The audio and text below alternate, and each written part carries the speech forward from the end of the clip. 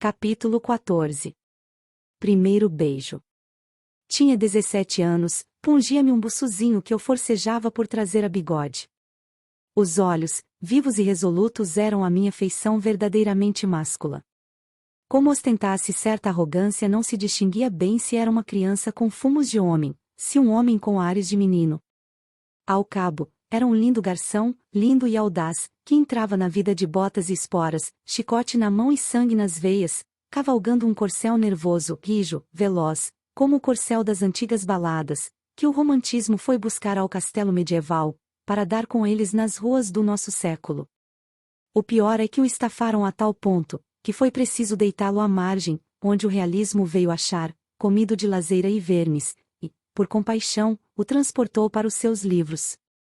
Sim, eu era esse garção bonito, airoso, abastado, e facilmente se imagina que mais de uma dama inclinou diante de mim a fronte pensativa, ou levantou para mim os olhos cobiçosos. De todas, porém, a que me cativou logo foi não sei se diga, este livro é casto, ao menos na intenção é castíssimo. Mas vá lá, ou se há de dizer tudo ou nada. A que me cativou foi uma dama espanhola. Marcela, a linda Marcela, como lhe chamavam os rapazes do tempo. E tinham razão os rapazes. Era filha de um hortelão das Astúrias, disse-mo ela mesma, num dia de sinceridade, porque a opinião aceita é que nascerá de um letrado de Madrid, vítima da invasão francesa, ferido, encarcerado, espingardeado, quando ela tinha apenas 12 anos. Cosas de hispana. Quem quer que fosse, porém, o pai, letrado ou hortelão, a verdade é que Marcela não possuía a inocência rústica, e mal chegava a entender a moral do código.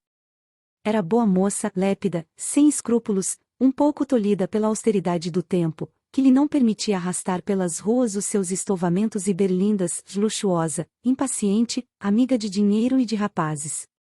Naquele ano, ela morria de amores por um certo Xavier, sujeito abastado e tísico, uma pérola.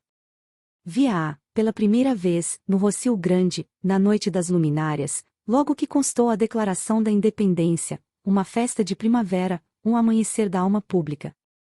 Éramos dois rapazes, o povo e eu, vínhamos da infância, com todos os arrebatamentos da juventude.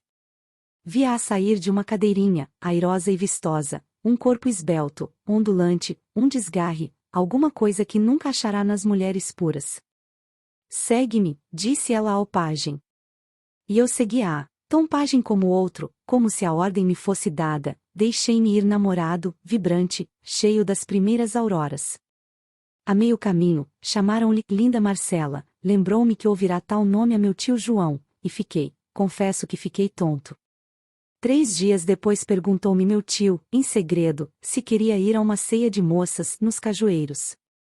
Fomos, já era em casa de Marcela. O Xavier, com todos os seus tubérculos, presidia ao banquete noturno, em que eu pouco ou nada comi, porque só tinha olhos para a dona da casa. Que gentil que estava a espanhola! Havia mais uma meia dúzia de mulheres, todas de partido, e bonitas, cheias de graça, mas a espanhola. O entusiasmo, alguns goles de vinho, o gênio imperioso, estouvado, tudo isso me levou a fazer uma coisa única, à saída, à porta da rua, disse a meu tio que esperasse um instante, e tornei a subir as escadas. Esqueceu alguma coisa? Perguntou Marcela de pé no patamar. O lenço. Ela ia abrir-me caminho para tornar à sala, eu segurei-lhe nas mãos, puxei-a para mim, e dei-lhe um beijo. Não sei se ela disse alguma coisa, se gritou, se chamou alguém, não sei nada, sei que desci outra vez as escadas, veloz como um tufão, incerto como um ébrio. Capítulo 15. Marcela. Gastei 30 dias para ir do Rocio Grande ao coração de Marcela, não já cavalgando o corcel do cego desejo, mas o asno da paciência, a um tempo manhoso e teimoso. Que, em verdade, há 2 meios de granjear a vontade das mulheres, o violento, como o touro de Europa, e o insinuativo, como o cisne de Leda e a chuva de ouro de Danae, 3 inventos do padre Zeus, que, por estarem fora da moda, aí ficam trocados no cavalo e no asno. Não direi as traças que urdi, nem as peitas, nem as alternativas de confiança e temor, nem as esperas baldadas, nem nenhuma outra dessas coisas preliminares. Afirmo-lhes que o asno foi digno do corcel, um asno de Sancho, deveras filósofo, que me levou à casa dela, no fim do citado período, fapeei-me, bati-lhe na anca e mandei-o pastar.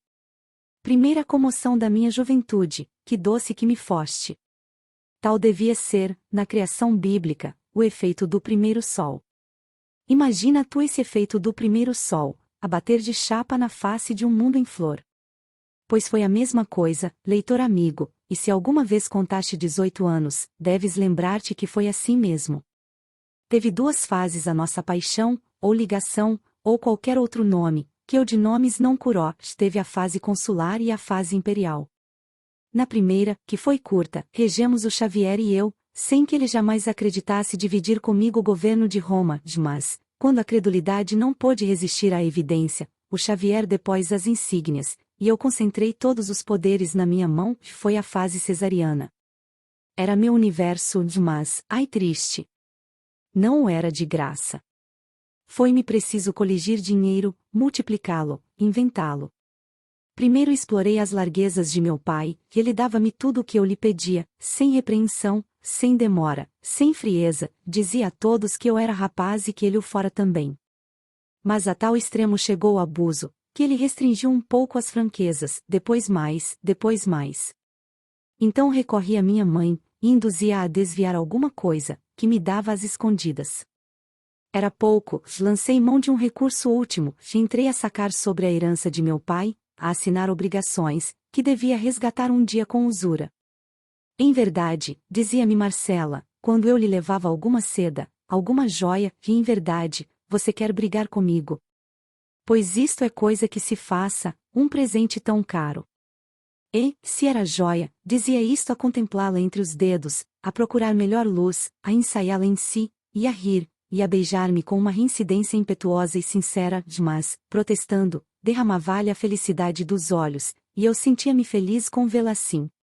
Gostava muito das nossas antigas dobras de ouro, e eu levava-lhe quantas podia obter. Marcela juntava-as todas dentro de uma caixinha de ferro, cuja chave ninguém nunca jamais soube onde ficava, escondia-a por medo dos escravos. A casa em que morava, nos Cajueiros, era própria. Eram sólidos e bons os móveis, de jacarandá lavrado, e todas as demais alfaias, espelhos, jarras, baixela, uma linda baixela da Índia, que lhe doara um desembargador. Baixela do diabo, deixe-me grandes repelões aos nervos. Disse-o muita vez a própria dona, não lhe dissimulava o tédio que me faziam esses e outros despojos dos seus amores de antanho.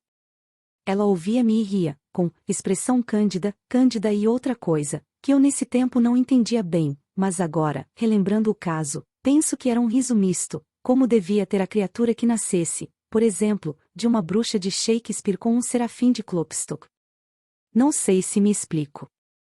E porque tinha notícia dos meus zelos tardios, parece que gostava de os assolar mais. Assim foi que um dia, como eu lhe não pudesse dar certo colar, que ela vira num joalheiro, retorquiu-me que era um simples gracejo, que o nosso amor não precisava de tão vulgar estímulo. Não lhe perdoo, se você fizer de mim essa triste ideia, concluiu ameaçando-me com o dedo. E logo, súbita como um passarinho, espalmou as mãos, cingiu-me com elas o rosto, puxou-me a si e fez um trejeito gracioso, um momo de criança. Depois, reclinada na marquesa, continuou a falar daquilo, com simplicidade e franqueza. Jamais consentiria que lhe comprassem os afetos. Vendera muita vez as aparências, mas a realidade, guardava-a para poucos. Duarte, por exemplo, o alferes Duarte, que ela amara deveras, 2 anos antes, só a custo conseguia dar-lhe alguma coisa de valor, como me acontecia a mim, ela só lhe aceitava sem relutância os mimos de escasso preço, como a cruz de ouro que lhe deu, uma vez, de festas. Esta cruz. Dizia isto, metendo a mão no seio e tirando uma cruz fina, de ouro, presa a uma fita azul e pendurada ao colo. Mas essa cruz, observei eu, não me disseste que era teu pai que... Marcela abanou a cabeça com um ar de lástima. Não percebeste que era mentira, que eu dizia isso para te não molestar? Vem cá, Chiquito, não sejas assim desconfiado comigo.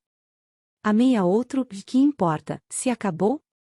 Um dia, quando nos separarmos, não digas isso. Bradei eu. Tudo cessa. Um dia. Não pôde acabar, um soluço estrangulou-lhe a voz, estendeu as mãos, tomou das minhas, conchegou-me ao seio, e sussurrou-me baixo ao ouvido, nunca, nunca, meu amor.